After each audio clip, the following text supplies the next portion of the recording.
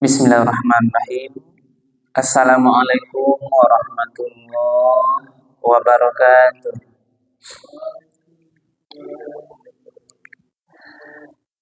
Alhamdulillahirabbil alamin alladzi ahyana ba'dama amatana wa ilaihin nusyur. Asyhadu an la ilaha illallah wahdahu la syarikalah wa asyhadu anna Muhammadan abduhu wa rasuluh sallallahu alaihi wasallam la nabiyya ba'dah. Faqala Allah ta'ala fil Qur'an Karim, A'udzu billahi minasy syaithanir rajim. Bismillahirrahmanirrahim. Alladzina yunfiquna amwalahum fi sabilillah thumma la yusbi'una ma anfaqu mannan wa la adha lahum ajruhum 'inda rabbihim wa la khawfun 'alaihim wa la hum yahzanun.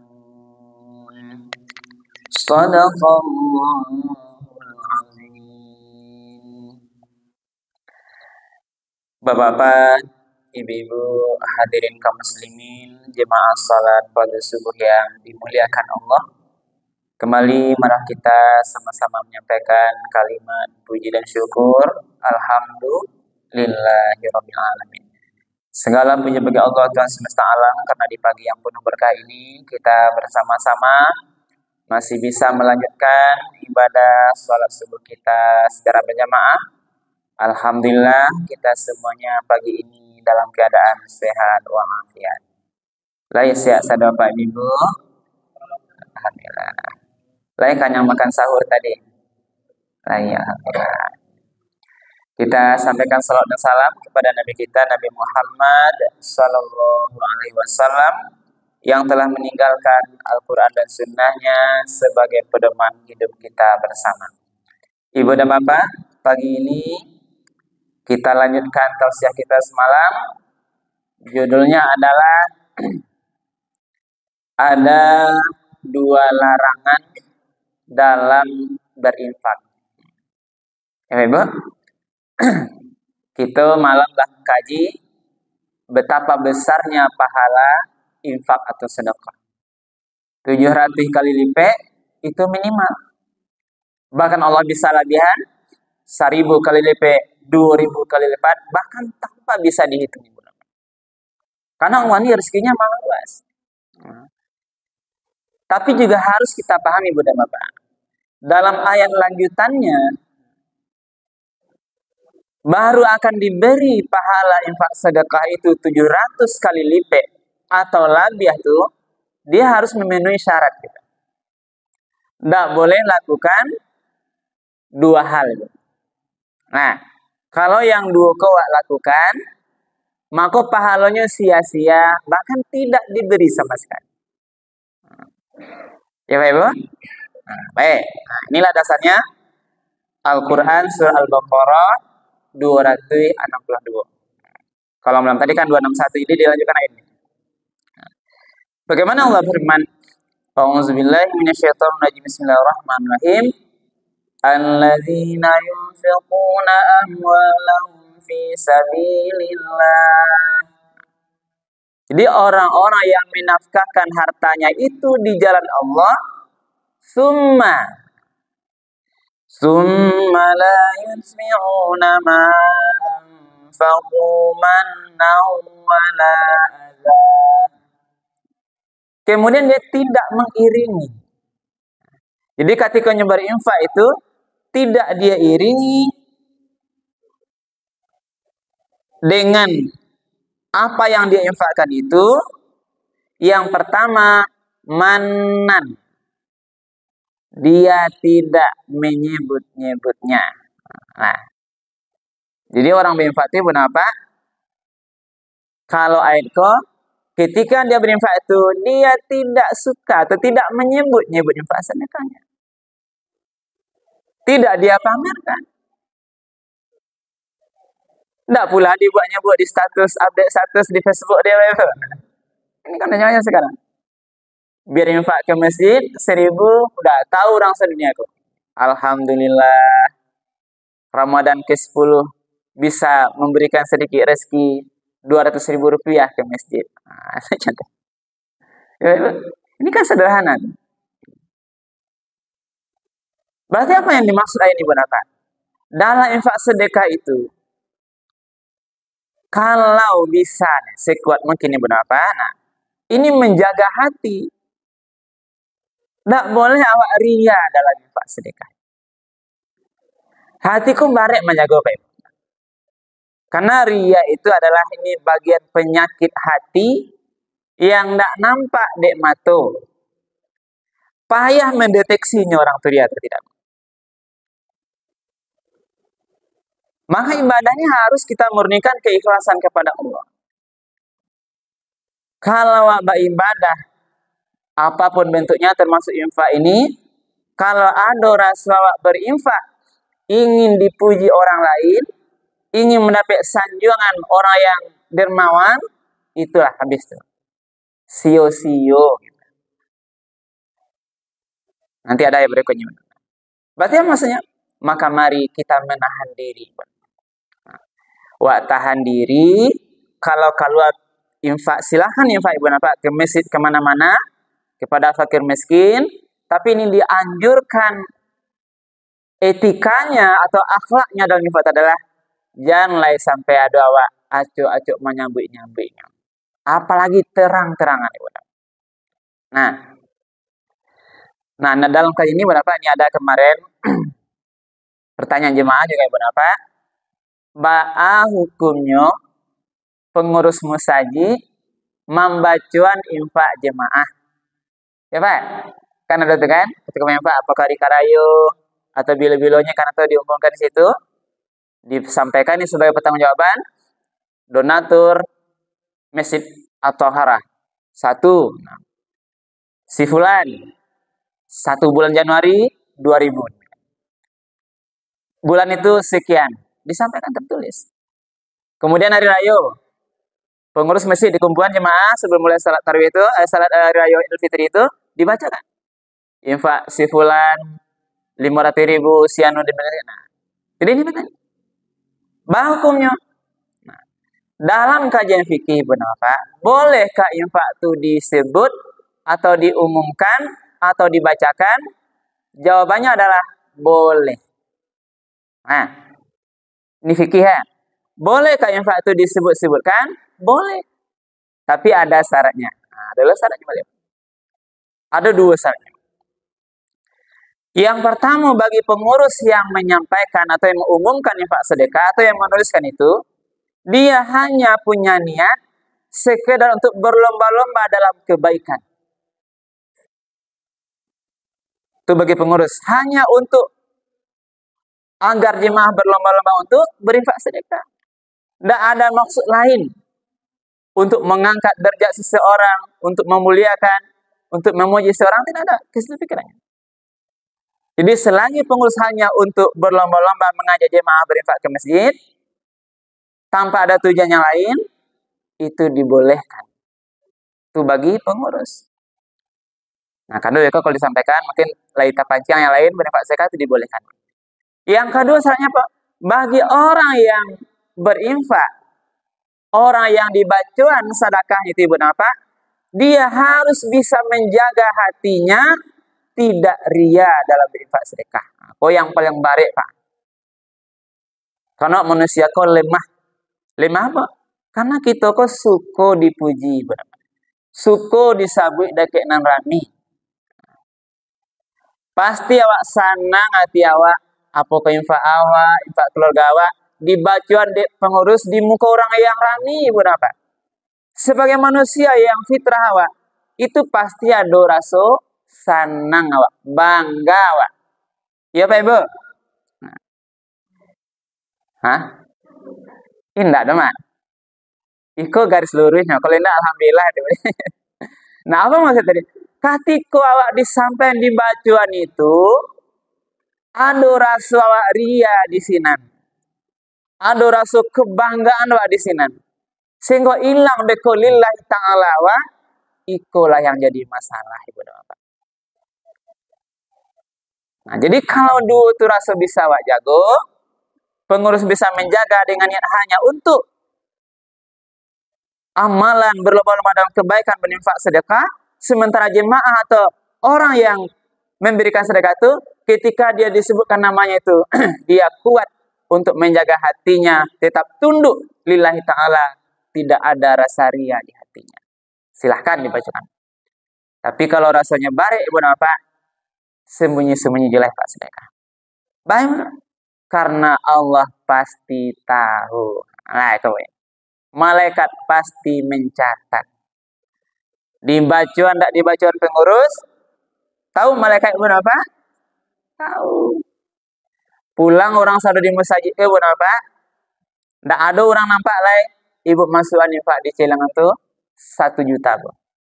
Kira-kira dicatat dan malaikat dicatat. Ini makna kemurnian, keikhlasan. Dan itu juga kita lihat ada hadis Rasulullah ibu apa? Di antara 7 golongan yang nanti mendapat syafaat di akhirat kelak, satu di antaranya adalah, nah, ketika nanti di akhirat ibu bapak, ketika nanti manusia diberi naungan oleh Allah perlindungan, ada 7 golongan. Satu golongan di antaranya adalah orang yang berinfak tangan kanannya, tangan kirinya tidak tahu. Nah, ibu paham makna itu? Ini maknanya adalah betapa mulianya orang yang rahasia dalam memberikan infak sedekah. Ini bukan dilarang ya, bukan dilarang kan dalam kajian fikih tidak dilarang. Tapi kemuliaan itulah baris itu menjaga hati tadi. Nah, jadi kalau akan diberikan tadi pahala 700 kali cetok malam, syarat pertama ibu bapak adalah ketika berinfak, jago diri, jangan ria, jangan nacuk disabui-sabui. Nah, lain bisa tuh Pak Ibu. Itu kan ada pengaruh awalnya. Sabutnya pokok langsung di media sosial atau bagaimanapun caranya. Baik cara halus menyebutnya ataupun cara terang-terangan. Nah, karena itu yang terjebak itu satu ibu. Yang kedua, nah, yang kedua adalah azan. Manau wala azan. Yang pertama tidak menyebut-nyebutnya. Yang kedua, infak itu baru akan diberi 700 kali talabiyah itu dia ada azan maksudnya. Tidak menyakiti hati orang yang diberi infak. Nah, tidak boleh awak kalau magi orang fakir miskin, magi orang minta sedekah di jalan, ibu. Kadang di pasar basuh pada awak, Assalamualaikum bu, Assalamualaikum pak, nyata nggak tidak? Sebab di Pertamina semua menunggu antrian minyak ya bu, tiba kau tahu. Kita berinfak, kita beri dia orang 5.000 rupiah. Kalau 5.000 akhirnya dalam cerita malam, itu pahalanya 3,5 juta ibu, kebaikannya. Tapi apa syaratnya? Tidak boleh sakiti hatinya. Harus senang gitu. Ada etikanya. Nah, yang pertama ibu apa? Orang yang minta-minta tuh pastinya menyampaikan salam. Ya Pak Ibu? Tidak pernah atau jarang cari orang minta-minta tuh ketika bahasa Jawa dia tidak mengucapkan salam. Pasti dia salam. Assalamualaikum Pak Bu. Dia tanya tidak. Apa maksud jadi toko? Kita beri dia uang 5.000 atau 10.000. Wah hari alanya bu. Atau sakit hatinya. Kau 5.000 ah. Hah, patang lawa angla balik di bosiko. Lah kini pagi terakhir bisa Mariana. Ini gambar. Yang pertama, Assalamualaikum Pak Bu. Ambil dulu salamnya tiba. Jawe salamnya dulu. Itu adalah tidak menerima kebaikan. Assalamualaikum itu kan mulia. Keselamatan bagi ibu, bapak, warahmatullah dan rahmat, wabarakatuh dan keberkahan. Tidak memahami juga majanya berapa. Kalau nyampaikan salam itu, jawe dulu. Waalaikumsalam. Baru tahap berikutnya. Kalau ada rasa kiawa, aja. Kalau tidak ada, ucapkan perkataan yang baik. Nah, tapi berikutnya mana Pak? Nah, jadi tadi yang kedua selanjutnya adalah jangan sampai sakiti hati orang-orang yang meminta-minta itu. Kenapa? Karena memang adalah bahasa itu rezeki. Nah, orang yang ada pada kita itu di dalamnya ada hak lisailina wal mahrum. Orang-orang yang meminta-minta dengan jelas atau mahrum. Orang yang fakir miskin tapi dia tidak menyampaikan ke fakir miskinnya. Ada orang yang fakir miskin itu terang-terang meminta. Itu namanya lisailin. Nah, apalagi kalau akan datang ke rumah, Bu, Assalamualaikum, mintalah Bu zakat. Itu lisailin namanya. Ada dalam Al-Quran. Ada loh wal mahrum. Wal mahrum itu orang fakir miskin yang menyembunyikan fakir miskinnya. Ini tidak amat menyampaikan, padahal dia butuh sebenarnya, tapi biarlahnya tahan dirinya. Malunya meminta-minta, padahal dia sangat butuh. Yang dua ko berhak dari harta kita. Yang dua ko lah tugasnya badan amil zakat, basnas tuh, mencari orang-orang fakir miskin yang menjaga dirinya, yang tidak mau dia meminta-minta. Cari di mak tempatnya, Bu. Mau di sawah, di ladang, di hutan, di rimba, kalau ada orang fakir miskin yang tidak mau dia meminta-minta, cari, salurkan di sana bantuan-bantuan zakat dan sebagainya. Nah, jadi itu syaratnya. Jadi dua, yang pertama tadi tidak boleh hawa menyebut-nyebutnya, yang kedua tidak boleh hawa menyakiti hati orang yang wajib sedekah. Nah, jadi lahum ajruhum inda rabbihim. Kalau orang yang model koko bisa tahan diri, tidak menyebut-nyebut, bisa tidak menyakiti hati orang tuh, lahum ajruhum, bagi mereka itu diberikan pahala dari sisi Tuhan mereka, wala khaufun alaihim, mereka itu tidaklah ada rasa khawatir, walahum yahzanun, tidak bersedih hati. Jadi dijamin hati waktu ibu apa? Tidak akan ada kekhawatiran terhadap mungkin sebuah persoalan, dibebaskan kita dari rasa kesedihan hati insya Allah. Nah, lalu ada berikutnya yang berikutnya benar. Ketika orang meminta-minta tuh beko awak tidak setuju deh Bu. Karena namanya orang fakir miskin ibu dan bapak, beko pasti ada kondisi awak yang kurang berkenan. Apa maksudnya kok? Apa kok caranya meminta tuh tidak ketuju awak? Ada orang kan ada karena meminta tapi memasuk ya Bu.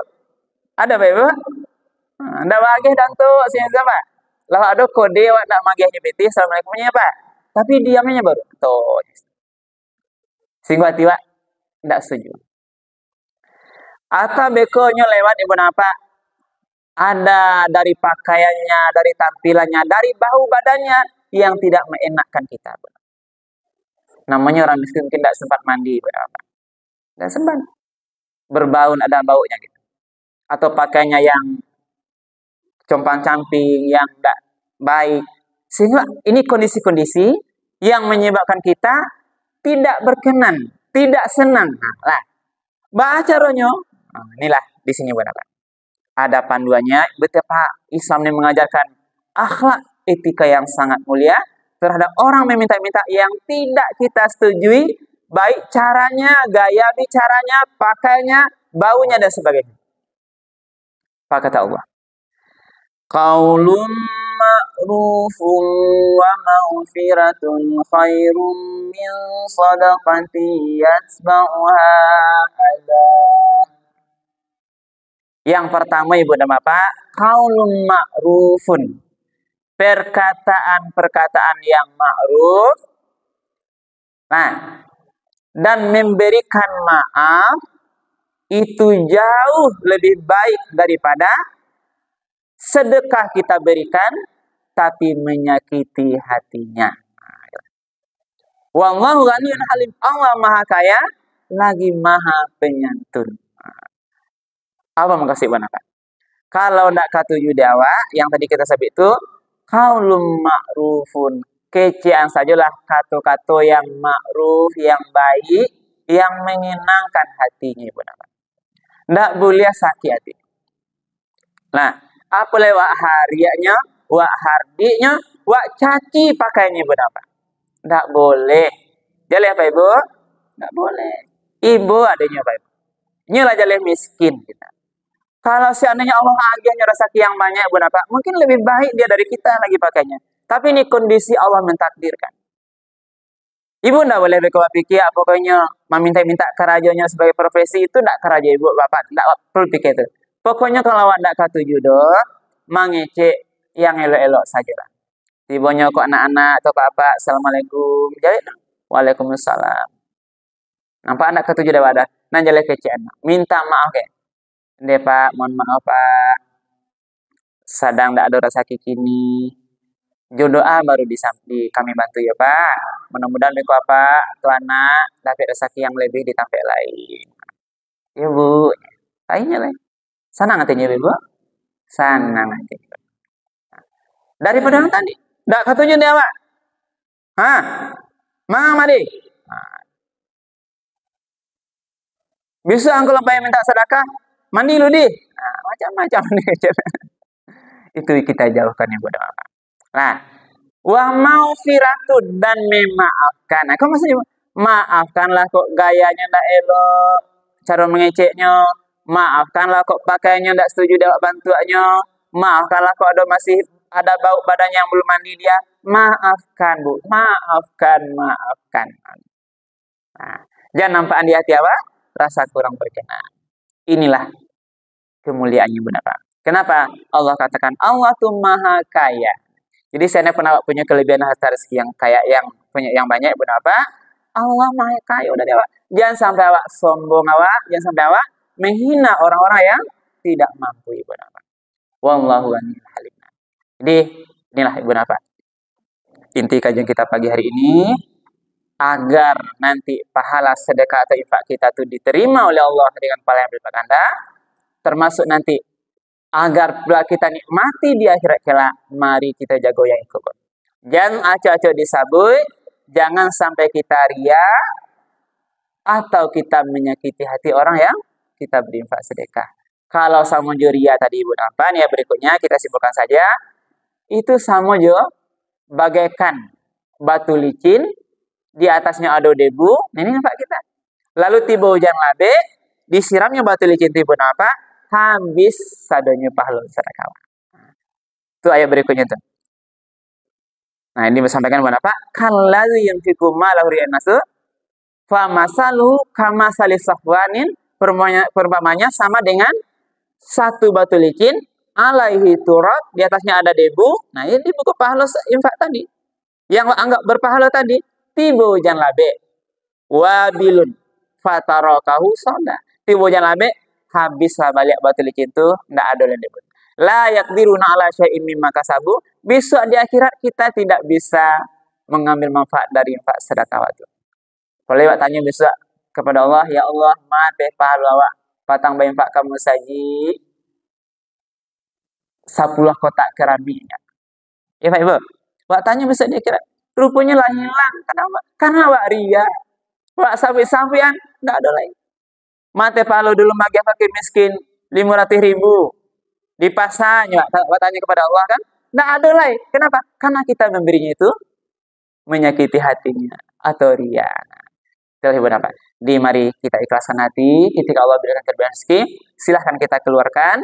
Mudah-mudahan Allah berikan pahala yang berlipat ganda dan nanti bisa kita nikmati hasilnya tidak hanya di dunia, sampai nanti di akhirat kelak. Amin. Ya rabbal alamin. Demikian saja ibu apa? Terima kasih atas segala perhatiannya. Banyak maaf atas hal yang kurang berkenan. Kita akhiri subhanaka wa bihamdika asyhadu an la ilaha illa anta astaghfiruka wa atubu ilaik. Billahi taufiq wal hidayah. Assalamualaikum warahmatullahi wabarakatuh. Iya.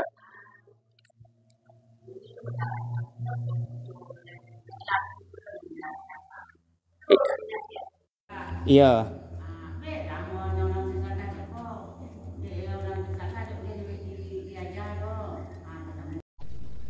Alhamdulillah.